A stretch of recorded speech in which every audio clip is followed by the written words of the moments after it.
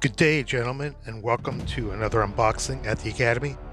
Today we have Bounding Fire Productions' new release of Bitterest Day, the battle for Sugarloaf Hill, Okinawa, Japan, May 1945. And if you like PTO with a little bit of a twist, as you see, it is PTO, but it is not PTO. I'll explain that later. Then this module is for you. If you like Japanese that are dug in like an Alabama tick, then you're going to love Bitterest Day, because the perusing it looks like all the scenarios and the one campaign game feels like a siege to me. It's the U.S. Marine Corps 6th Division Marines sieging various hills on Okinawa around and including Sugarloaf Hill. And as we know, battles on Okinawa were some of the last of World War II, and sort of set up, the entire reason why, the United States used the nuclear weapons on Hiroshima and Nagasaki. The battles on Okinawa were so bloody and so intense, and there were so many casualties on both sides, but more so on the Japanese side, that they thought the assault on the Japanese mainland would just be a catastrophe. That's one of the reasons why they decided to use the nuclear weapons. And fighting on Okinawa is one of the things that helped them make that unfortunate decision. You can get Bitterest Day directly from Bounding Fire Productions for, I think it's on sale right now, for $71 for US people, and I think $91 for all other customers. I assume anywhere else in the world. And that does include shipping, which isn't too bad because shipping costs a fortune these days. So $71. It's not a huge module. It essentially has special rules, 9 scenarios, some play aids, a sheet of counters, and a map and 1 campaign game. Okay. I'll go through those in detail here in a second. And as you can see, it's not particularly thick. It's a relatively small, reasonably sized module. All right, let's start on it. Bitterest Day. There's the cover. We'll do the special rules first. I think I might have a sheet out. I'm missing a sheet. I found my missing sheet. Bounding Fire Productions, page 1 of Bitterest Day, Okinawa. Not a lot, actually, not a lot to the special rules. There's basically front page and maybe 3/4 of the back page, and these will allow you to play, so page and 3/4 will allow you to play all the 9 scenarios, and basically the rules pertain to new terrain, different types of terrain, and maybe some special abilities of some units, OBA, naval offboard artillery, cave immunity, things like that. So not a whole, other than PTO, and you need to know caves for this, not a whole lot of rules to be able to play the 9 scenarios, which all play on the Bitterest Day historical map. None of the scenarios are played on some form of geomorphic board. They're all played on the map board that's included in here. And then the rest are campaign game rules. Your typical, they use the MMP model for their campaign game dates. In between the dates, you have your refit phases. And this steps you through all the definitions and the rules for those. Talking about cave complexes, entry areas, OBA, bore sighting, terrain changes, bombardment. I assume Sugarloaf Hill was just inland of the shore, so I assume there was a lot of softening up and artillery and or naval offboard artillery going on at that time, and it's probably included in here. Yeah, bombardment, aerial rockets. There is air support as well. There are some counters for air support in this as well. Bitterest Day campaign, Sugarloaf. The fighting on Sugarloaf Hill, I think, historically, I think it was around 8 days, calendar days. This campaign game is 6 campaign game dates, 13 May to 18 May, which is probably where most of the fighting was actually occurring. But I think technically, historically, I think it was a little bit longer than that. Then we get into the forces that start, and just taking a look at, Japanese, they start with 4 rifle platoons. So if you look at the Japanese, I'm jumping ahead here. Just to give you a size of the starting forces.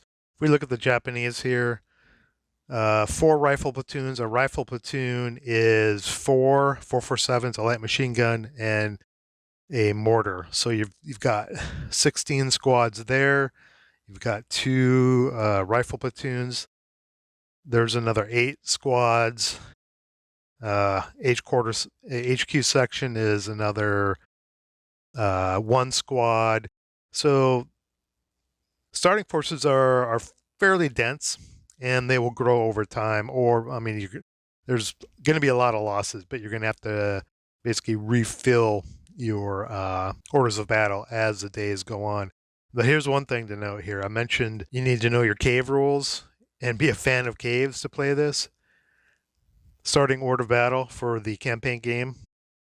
Japanese, 39 caves, 2 pillboxes, and 8 trenches, and 8 cave complex tunnels, C 1.2. So yeah, they're dug in like an Alabama tick. Just like I said. All right. Then we get into, so these are starting order of battle for the campaign game. Here's the refit phase sequence, and it goes through all the detail. You know the thing. And if you haven't played a campaign game and you've watched some of the unboxing videos, it's pretty much similar. There might be some variation, to capture some of the historic flavor of Sugarloaf Hill, and that's what these cover here. And then, and this is where I jumped ahead. Here are the reinforcements groups for the Americans that you can, during the refit phase, you can spend your campaign purchase points on to be able to buy, whatever you think you need or want for the Americans and the Japanese. Let me jump back. I wanted to go back to campaign game victory conditions. Here we go, victory conditions. Campaign game victory conditions. Provided they have eliminated 19 caves, at least 19 caves, the Americans win at campaign game end by controlling all level 2 or higher hexes on and northwest of N25 to LL13 hex grain. I'm not sure exactly which hills those would be. The Marines need to clear out caves and capture the hills. That was the whole objective of the Battle of Sugarloaf Hill. So it will indeed be a bloody fight in this campaign game and any of the scenarios that you play. All right, let's go back to, I think we're on the Japanese reinforcements group. Yep. Just more refit phase information here. Go through the checklist in between turns. This is the easy part of a campaign game. You just kind of go down the list. Some things you don't even have to do. It may not apply, but you just need to go down the this list here for the refit phase. Check them off. Yes, I did it. No, doesn't need to be done. And then you're on to the next campaign game date. Some references here, some footnotes. Credits. Looks like Chad Vanderboss was the main designer on Bitterest Day. And then here's a map. Topographical part is, God, it's kind of like a light green. It's really hard to see on the white paper. So Sugarloaf Hill is right here. Here's the Horseshoe Hill. It's hard. Horseshoe. I can't read it. And then there's a couple other hills on here, and you'll see that on the map. All right, let's get into the scenarios. And the scenarios, I perused this ahead of time. One thing I noticed about the scenarios are they're all fairly short in game turn length, but they're also very meaty. This one isn't particularly meaty. I mean, it's fairly reasonably sized from the appearance, but some of them are short but meaty, which to me on the surface kind of feels attractive in that, they're not 13 turns long, but they're short. And because they're meaty, you're not going to be susceptible to them being dicey. In other words, you're going to be rolling a lot because for the size, turn-wise, the density of the units is fairly high. And the more you roll the dice, the less apt the game is going to be, or a scenario is going to be susceptible to a few good or bad rolls on one side or the other that can sometimes essentially decide a scenario. So the feeling I get from perusing these ahead of time is short in turn length, but kind of meaty in order of battle to reduce the gaminess, which makes me kind of excited for some of these scenarios. But I think you'll notice maybe all of them might have caves. Let's keep an eye. Let's keep an eye on that. Some of them have night or dawn, low visibility as well. Obviously, they're all Marines, elements of the 6th Division, Marine Division, and Japanese. They're all Marines versus Japanese, obviously. It was opening probe, limited gains. Yes, we've got some caves and bunker and trenches. 6 turns. So here we're getting into some of the medium ones. Yeah, more caves. 6 turns, but look at the order battles. Quite a few units in this one. And again, you can see here on the portion on the Bitterest Day map that each scenario is played on. Western Anchor. And these are all preludes or subsections of the campaign game. So you could play all 9 of these and probably almost equal the play of the campaign game, or you can just jump right into the campaign game, and that's probably going to capture everything, nearly everything that's going on in these scenarios. Or you could do everything if you are a PTO nut. What is this? Thicker Than Flies, Ultimate Insult. I think they're all designed by Chad from the look of it. This is all weather is overcast, +1 low visibility hindrance. Yeah. And this one, same thing. No, the mist is in effect on this one. Bitterest Day. This is not the campaign game. It's just a big scenario. This one might give you the flavor of the campaign game without it being campaign game size, because this is 7.5 turns versus 6 campaign game dates, and I'm not sure how long each date, how many turns each date is, but this is 7.5 turns here. And yet there's even a mini sort of reinforcement group that you can spend points on. I assume at the beginning. No, during both sides receive purchase points during turn 2 to 4 player turns. So you can spend them, maybe save them up and buy something at a turn later. So maybe like a mini campaign game. We're dead anyway. Yeah, I'm pretty sure every one of these has caves. Brush up on your caves, people. And Crescent Carnage. And a lot of them have AFVs, American AFVs. A lot of them have flame-throwing American AFVs. Not all of them, but a lot of them do. Maybe a few do, not a lot. But yeah, they were pretty prevalent. Here's one here. They were pretty prevalent in the PTO, especially on Okinawa. And the last one is Good Luck Charm. Take a look at this. Take a look at the counters. Some supplemental counters. Bounty Fire Productions, they won my first and last ever annual traditional never to be done again counter rating. Bounty Fire Productions won, and these counters are up to their usual very good standard. Here you can see the American Air Support, some various vehicles, weather, extra caves. I'm not sure how many caves come in Rising Sun. Control locations. Probably says, yeah, Axis on the back. They must have recycled these because it says Allied and Axis, and it shows, Allied icons and Axis icons instead of just American or Marine and Japanese. This seems kind of like maybe it's a recycled counter.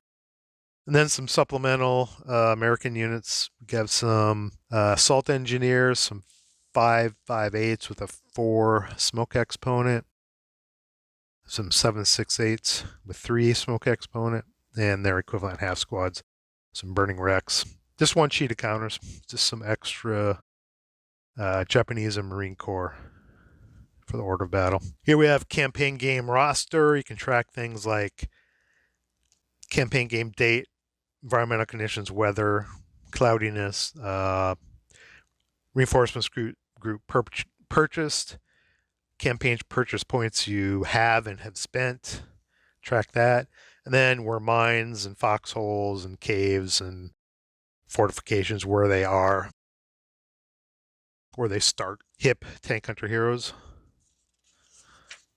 and purchase record. That seems really long for a purchase record, but it should have you covered.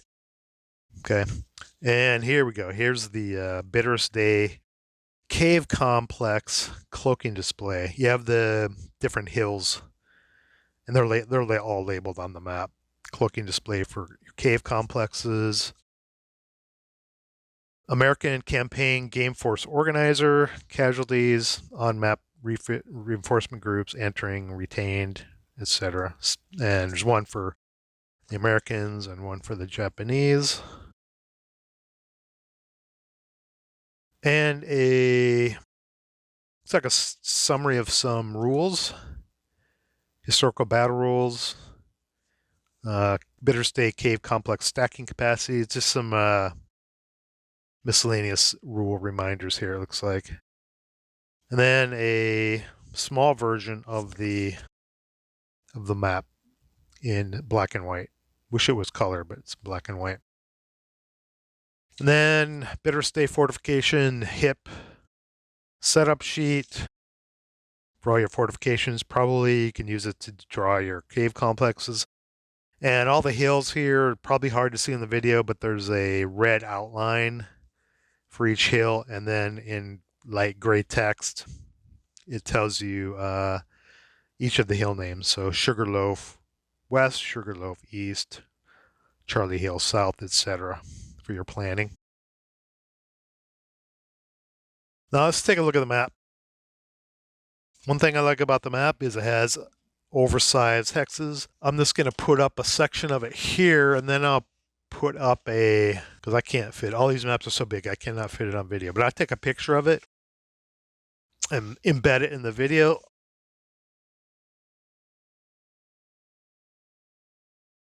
Hopefully that's showing up. I don't know if, here's Sugarloaf Hill itself. Let me see if I can squeeze it in there. Here's Sugarloaf East. Here's the corresponding dashed line that corresponds to the planning map I just showed. Sugarloaf Hill West, and here's Sugarloaf Hill proper. Here's the horseshoe. I don't know if it's showing up on camera. Charlie Hill, Half Moon Hill, Charlie Ridge up here. You can't see it, but you'll see it when I superimpose the photo I take. And let me just put through a few counters down to show you the oversized, how big the hexes are. Give you an idea here. See if I have a vehicle. Looking through my pile on my desk. I have a Japanese vehicle. I don't know if there's any Japanese vehicles I didn't notice in this scenario, but I'll just put this one on.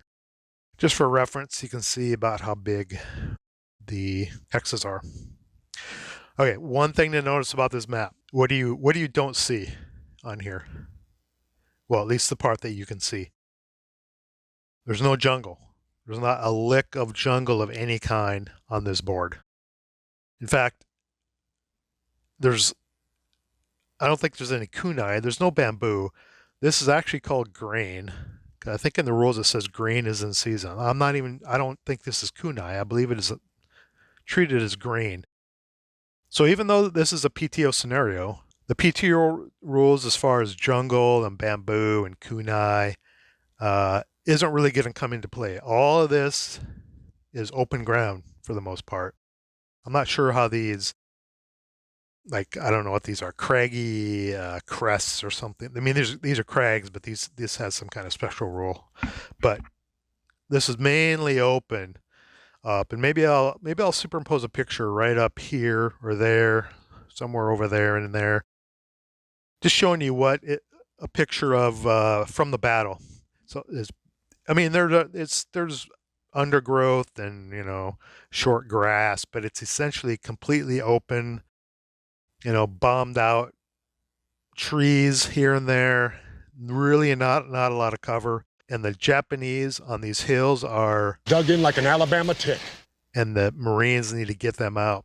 Tons of casualties, tons of chaos in the real battle, and I assume that's going to take place in this historical module from Bounty Fire Productions. All right. That is it. Another unboxing done. I'm actually kind of excited about this one. I mean, I have a bunch of historical modules that I haven't played. Like some of us, I'm a bit of a collector at this point. Probably never get to any of this stuff, but I think I would actually like to play some of this because I'm gonna have to I'm gonna have to dig deep for the cave rules. But some of the scenarios look interesting because of the fact that they're short but meaty. And I love short scenarios, but I hate how dicey they are. And I get the feeling, I hope that the scenarios in here, aside from the campaign game, are not dicey. That they feel meaty. You don't get screwed over by a few bad dice rolls, and you can recover because the orders of battle for those small scenarios are fairly meaty. Okay. All right, Bitterest Day, Bounty Fire Productions.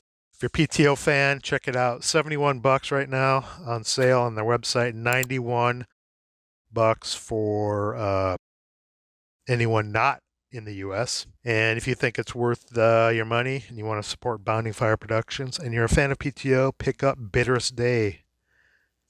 All right, that's it for now. Academy out. Get to the chopper! If you like what you saw, please like, share, and subscribe. If you didn't like what you saw, thanks for watching and let me know how I can do better. See you in the next video.